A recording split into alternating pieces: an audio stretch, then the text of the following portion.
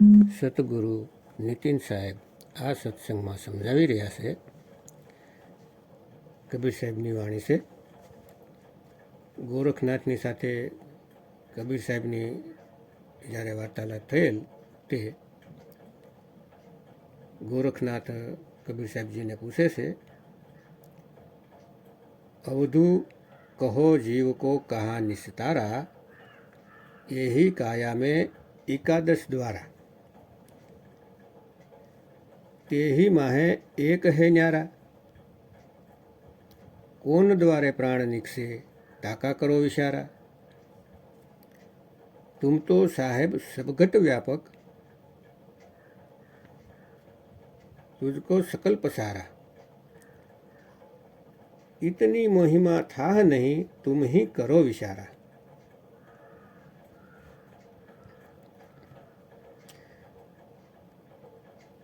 ગોરખનાથજી કહે છે કે હે સાહેબજી, આ શરીરમાં 11 દ્વાર છે,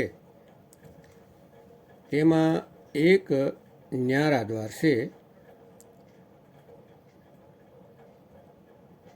તો કયા દ્વારથી પ્રાણ નીકળીને કયા દેહમાં જીવ જાય છે તેનું મને જ્ઞાન આપો સાહેબ.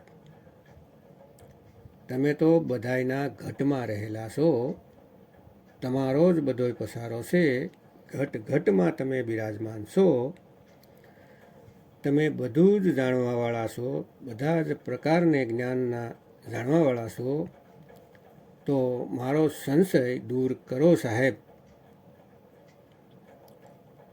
ત્યારે કબીર સાહેબજી કહે છે,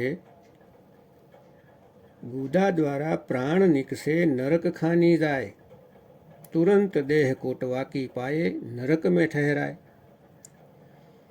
જે લોકોના પ્રાણ ગુદા દ્વારથી નીકળે છે, એટલે કે લેટ્રિન નીકળી જાય છે, તે નરક ખાણીમાં જાય છે. મળમાં જે કીડા હોય છે તે યોનિમાં જાય છે અને વિષ્ટા ખાય છે. આ એ લોકોના હાલ થાય છે જેનું મરતી સમયે લેટ્રિન નીકળી જાય છે. પછી કહે છે કે મૂત્ર દ્વારા પ્રાણ નીકળશે જલ ખાની જાય, તુરંત દેહ મછલી કી પાએ જલ સુખે પછતાય. જો અંત સમયમાં પેશાબ નીકળી જાય તો તે પાણીમાં જલસર જીવ માછલીનો જન્મ થાય છે અને પાણી સુકાઈ જવાથી પછી તડપી તડપીને મૃત્યુ પામે છે. આગળ કહે છે, મુખ દ્વારા પ્રાણ નીકળશે અન્ન ઢેરી જાય, તુરત દેહ ધન કી પાયે અન્ન મેં ઠહેરાય. જે લોકોના મરવા ટાણે મોઢું ખુલ્લું રહી જાય છે તે લોકોના જીવ અન્નમાં જાય છે. જેમ કે આપણે જોઈએ છીએ ને કે ઘઉં ચોખા ડબ્બામાં ભરીએ છીએ, તેને ખોલતા પણ નથી તો પણ તેમાં કીડા પડી જાય છે. તો તેમાં કોણ કીડાને નાખી ગયું, કઈ રીતે કીડા પડી જાય છે બંધ ડબ્બામાં? તો એ જીવ છે જેના પ્રાણ મુખથી નીકળે છે, જીભ બહાર નીકળી જાય છે. આગળ કહે છે, શ્વાસા દ્વારા પ્રાણ નીકળશે ગર્ભ ખાની જાય, જહાં દેખે ગર્ભ ખાલી તહાં જાય સમાય. જેના પ્રાણ નાકથી નીકળી જાય છે બેઠા બેઠા, ખબર પણ નથી પડતી કે થયું શું. શ્વાસોમાં જ પ્રાણ નીકળી જાય છે, ના હા ના હું, કોઈ અવાજ કર્યા વગર. જેમ કે આપણે પૂરી હવા બહાર કાઢી નાખીએ તો બોલી પણ નથી શકતા, અવાજ પણ નથી આવતી, કેમ કે વાયુથી જ અવાજ નીકળે છે. જેટલા શબ્દ બને છે તે વાયુથી જ બને છે. આ વાયુ દ્વારા હોઠ કંઠ જીભ લગાવીને તેને આકાર આપવામાં આવે છે. તો તેવા જીવ તે જાનવરના ગર્ભમાં, જેમ કે બળદ, ગાય, બકરી, હાથી, ઘોડા, કૂતરા, ઊંટ, શિયાળ, ઊંટ વગેરે જેટલા પણ જાનવર છે તે જાનવરના ગર્ભમાં વાસ થાય છે. અને 84માં ભટકે છે. પછી કહે છે કે ચક્ષુ દ્વારા પ્રાણ નીકસે અંડ ખાની જાય, તુરત દેહ પક્ષી કી પાએ સ્વર્ગ મેં મંડરાય. જેના પ્રાણ આંખોમાંથી નીકળે છે, આંખ ખુલ્લી રહી જાય, આંખ બહાર આવી જાય તો તે લોકોના જીવ ઈંડામાં જાય છે. જેમ કે સમળી, કબૂતર, કાબર, કાગડા, કોયલ, ચકલી, પોપટ, એટલા પણ પક્ષીઓ છે આકાશમાં ઉડવાવાળા, પતંગિયા, માખીઓ, મચ્છર, તેમાં જઈને દેહ મેળવીને સ્વર્ગમાં એટલે કે આકાશમાં ફરે છે. આકાશને સ્વર્ગલોક કહે છે અને નીચે ધરતીને મૃત્યુલોક કહે છે. ધરતીને નીચે અંદર પાતાળ લોક કહે છે. તો આ ત્રણેય લોકમાં જીવ ભટકતો રહેશે જ્યાં સુધી અસલી દ્વાર ન મળે ત્યાં સુધી. પછી કહે છે શ્રવણ દ્વારા પ્રાણ નીકસે ભૂત ખાની જાય, દેહ ધરી વહ વિદેહ દર્શે, રૂખે મેં લપટાય. જે લોકોના પ્રાણ કાન દ્વારા નીકળે છે, જેની મોત ખૂબ જ દર્દનાક હોય છે, શીશો પાડે છે, રાડો રાડો પાડતા હોય છે અને તેને આ સ્થૂળ શરીર પણ નથી મળતું. તે સૂક્ષ્મ શરીરમાં ભટકતા રહે છે, એક ઝાડથી બીજા ઝાડ ઉપર. જેમ કે પહેલાં આપણને વાર્તા સંભળાવતા ને, કહેતા કે ભૂત પ્રેત વડના ઝાડ ઉપર ને પીપળાના ઝાડ ઉપર રહે છે, આંબાના જૂનું ઝાડ હોય ખખડધજ એમાં રહે છે. તો જે લોકોના પ્રાણ કાનથી નીકળે છે તે ઝાડ પર ભટકતા ફરે છે અને લોકોને પરેશાન કરે છે. અને ઘણા બધા માણસો આનાથી છુટકારો મેળવવા માટે અઘોરી બાબાના ચક્કરમાં આવી જાય છે, ભૂત પ્રેત કાઢવાવાળાના ચક્કરમાં આવી જાય છે અને લાખો રૂપિયા બરબાદ કરીને ખૂબ દુઃખી થાય છે, છતાં પણ છુટકારો નથી મેળવી શકતા. ભૂતોના ચક્કરમાં પડી આખી જિંદગી ભ્રમમાં રહેશે અને પોતાનું અનમોલ માનવ જીવન નાશ કરી દેશે.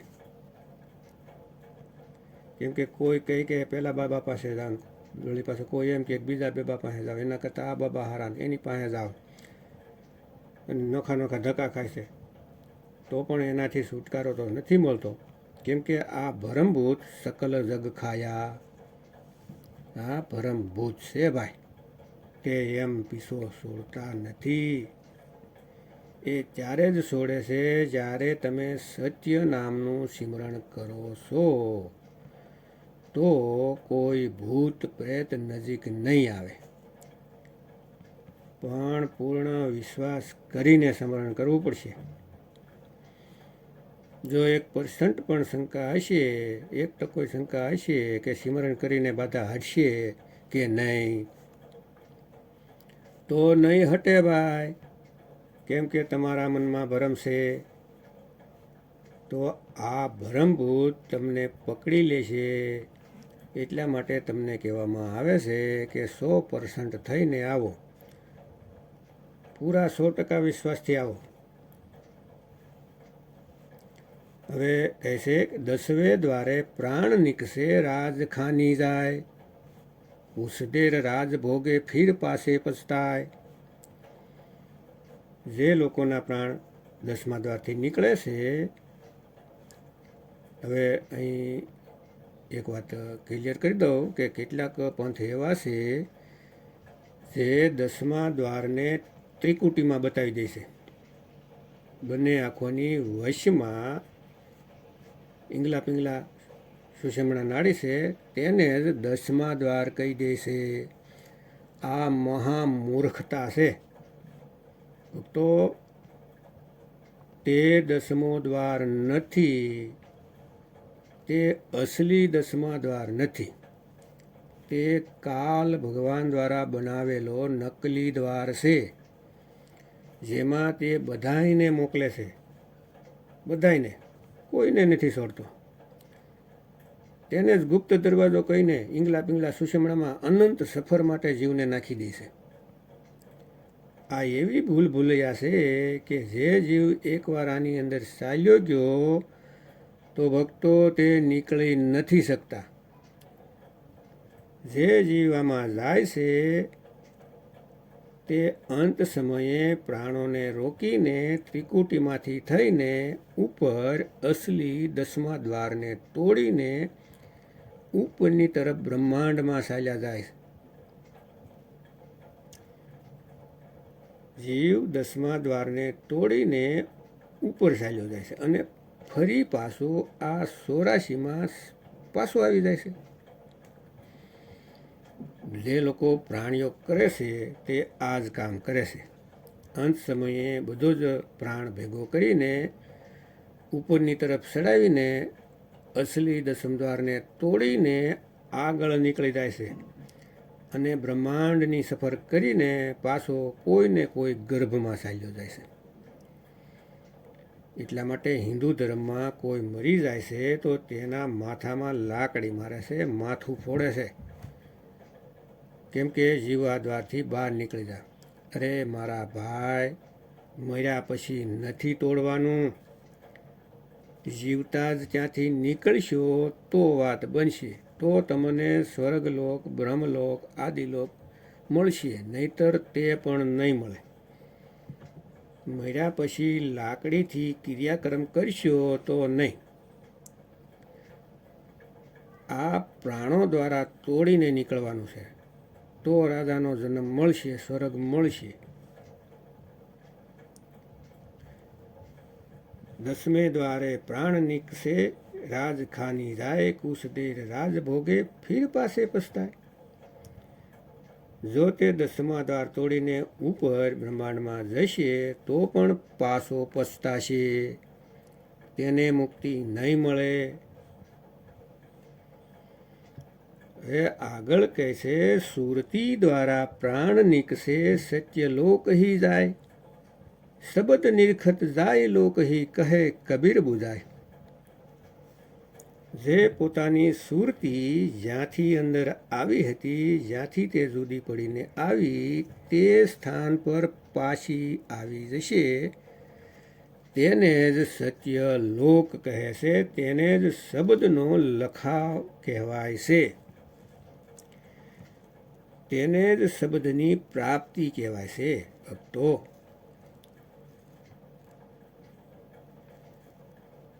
શબ્દ ગુરુથી જુદી થઈ હતી અને શબ્દ ગુરુમાં જ સમાશે. અરે સુરત સમાઈ શબ્દમાં, વાકો કાલ ન ખાય. સમજી જાઓ ભક્તો, સમજી જાઓ. આ અવસ્થામાં પ્રાણ અને સુરતી બંને અલગ થઈ જાય છે. શ્વાસ અને સુરતી અલગ અલગ થઈ જાય છે. શ્વાસ રહી જાય છે બ્રહ્માંડમાં અને સુરતી આગળ સફર કરીને હંમેશા માટે આ 5 તત્વથી ન્યારી થઈ જાય છે. પોતાના નિજ સ્વરૂપમાં, પોતાના મૂળ ઠેકાણે પહોંચી જાય છે. તેને જ મુક્તિ પદ કહેવાય છે. ભક્તો, આને જ મુક્તિ કહેશે.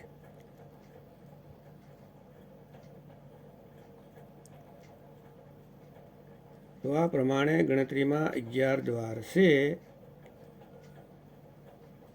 તે સુરતી શબ્દનો મિલાપ છે.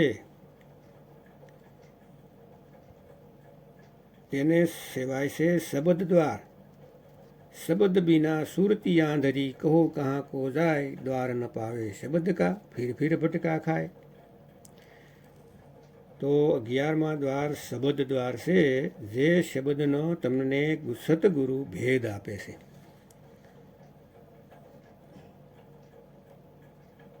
સતગુરુ ભેદ આપે પછી સુરતી તે શબ્દમાં સમાશે. તો તે શબ્દ એક દ્વાર બતાવવામાં આવે છે.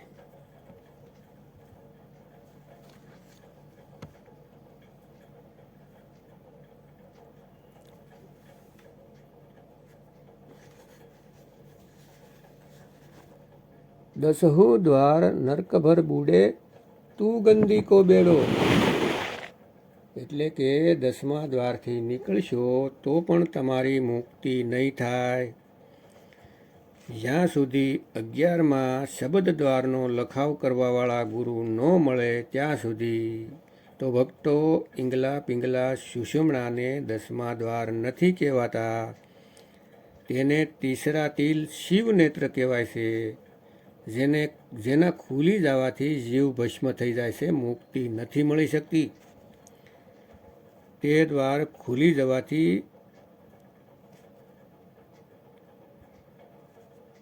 ભસ્મ થઈ જાય છે. ઈશારો પણ કરેલો છે કે શિવજીની ત્રિશ્રી આંખ ખુલી જાય તો જીવોનો નાશ થઈ જાય છે. ઠીક એવી રીતે તમારી સૂક્ષ્મણા દ્વાર ખુલી ગયા તો તમારો નાશ થઈ જશે. નાશ. આ જેટલા પણ પ્રાણયોગી છે તે સુષુમ્ણા દ્વાર ખોલવામાં તો લાગેલા છે. એ જીવોને કહે છે કે આ દરવાજાને ખોલી લ્યો, આમાં જ રસ્તો છે.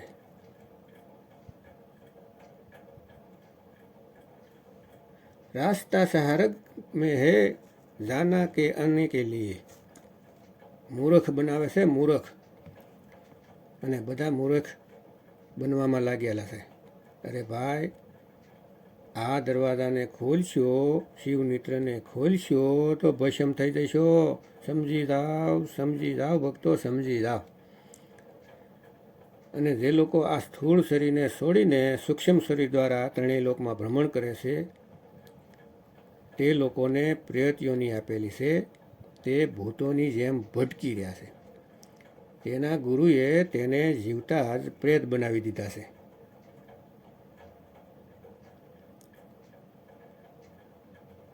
જે લોકો ફાંકા મારે છે ને કે હું તો મારું શરીર છોડીને બહાર નીકળીને મારા શરીરને જોઈ શકું છું અને અમે ત્રણેય લોકમાં સફર કરીએ છીએ સૂક્ષ્મ શરીર દ્વારા, તો ભાઈ ભૂત અને તમારામાં શું ફરક રહી ગયો? જ્યારે જીવ કાન દ્વારા નીકળે છે તો તેને સૂક્ષ્મ શરીર આપવામાં આવે છે ભૂતનું, અને તેની 1000 વર્ષની આયુષ હોય છે. 1000 વર્ષ સુધી ભટકાવે છે. અરે તમને તો તમારા ગુરુએ જીવતા જ ભૂત બનાવી દીધા ભાઈ. શરીરને છોડીને સૂક્ષ્મ શરીરમાં ભટકવાનું નથી, પોતાના નિજ રૂપમાં સમાવાનું છે. નિજ રૂપમાં. જે ગુરુને પોતાના નિજ રૂપની જ ખબર નથી તે તમને શું બતાવશે? અરે ગુરુવા તો ઘર ઘર ફિરે કોડી કેર પસાસ, अपने रूप की खबर नहीं और શિષ્યકરણ કી આસ. પોતાના રૂપની તો ખબર નથી કે મારું રૂપ શું છે, અને શેલા બનાવવામાં લાગેલા છે. તો સમજી જાઓ, પોતાના નિજ સ્વરૂપને ગોતો. એવા ગુરુને ગોતો જે તમારું જ નિજ નામ, તમારું જ નિજ રૂપ તમને બતાવી દે. સોઈ ગુરુ પૂરા કહાવે જો દો અક્ષર કા ભેદ બતાવે, એક સુડાએ એક લખાએ તબ પ્રાણી નિજ ઘર કો જાય. 2 અક્ષર બોલ્યા છે, 2 શબ્દ નથી બોલ્યા કે ઓહમ સહોમને રટવા લાગ્યા 2 શબ્દ બનાવીને. 2 અક્ષર, એક આતમ અક્ષર અને એક 52 અક્ષર. 52 અક્ષરને છોડાવે અને આતમ અક્ષરને લખાવ કરાવે.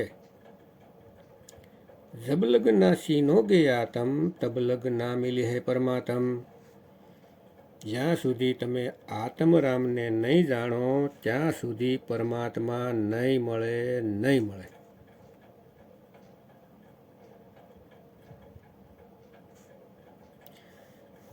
જો પિંડે સો બ્રહ્માંડે બિલકુલ સ્પષ્ટ કહે છે કે જે આ શરીરમાં છે તે બહાર બ્રહ્માંડની રચના છે. બંનેમાં કોઈ જ ફરક નથી, તો પણ જીવ સમજતા નથી અને ભરમજાળમાં ભૂલી જાય છે.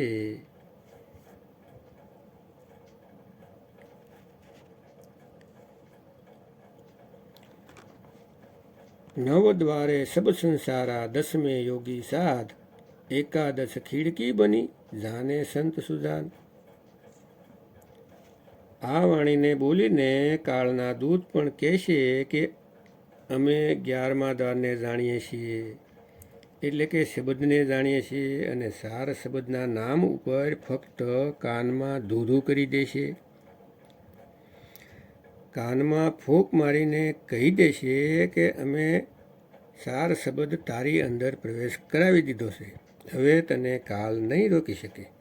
અરે મૂર્ખ બનાવી દીધા છે લોકોને, મૂર્ખ.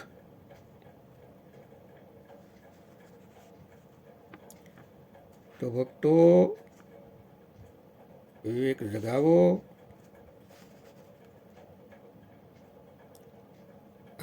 આગે ખોજે ગીર પડે, પીછે ખોજે ભૂલાય. સાર શબ્દ से आगे खोजे बांधा जमपुर जाए. તો ભક્તો, વિવેક જગાવો.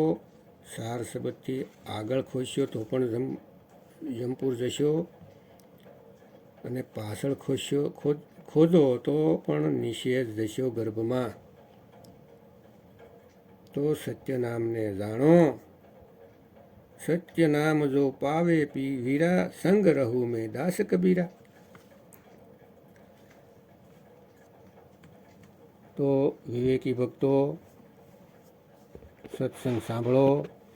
સદગુરુ નીતિન સાહેબના યુટ્યુબમાં કહત કબીર સુનોભાઈ સાધો ચેનલમાં ક્રમવાઇઝ સાંભળો, અને પોતાના જીવની કલ્યાણ માટે, જીવના ઉદ્ધાર માટે, 84માંથી બસાવવા માટે બીજો કોઈ નહીં આવે. તમારે જ રસ્તો કરવાનો છે. મૂળ જ્ઞાનની પ્રાપ્તિ કરવાની છે. સાર શબ્દની પ્રાપ્તિ કર્યા વગર કોઈ નહીં મુક્તિ થવાની નથી. તો સદગુરુ નીતિન સાહેબના શરણમાં આવો, સત્સંગ સાંભળો, વિવેક જગાવો, અને પોતાનું જીવન ધન્ય કરો. જય ગુરુ નીતિન સાહેબ, જય ગુરુ વૈરાગપતિ સાહેબ, જય ગુરુ મદનપતિ સાહેબ, જય જય મુક્તિના દાતા કબીર સાહેબની જય.